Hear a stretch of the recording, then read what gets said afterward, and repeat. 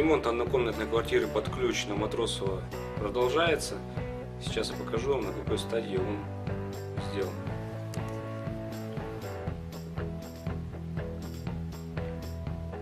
Пол у нас керамическая плитка, стены ПВХ панели, электропроводка вся поменена.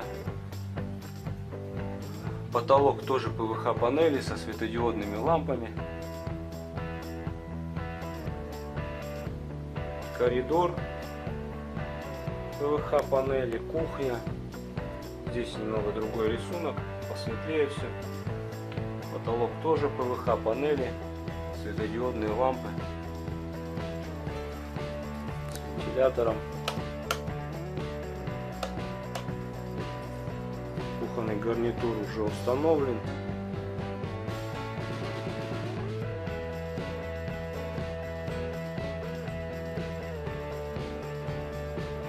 Значит, ванная комната.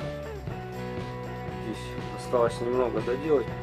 Подключить стиральную машинку, поставить розетки.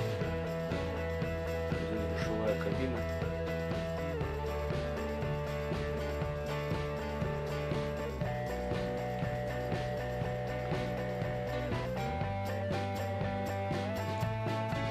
Две одинаковых арки. Ну и зал. Завтра Светлана приступит к поклейке обоев.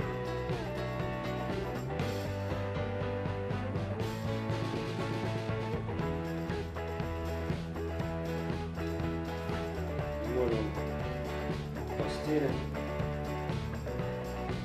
На этом объекте осталось немного работы, поэтому 2 дня и все будет закончено.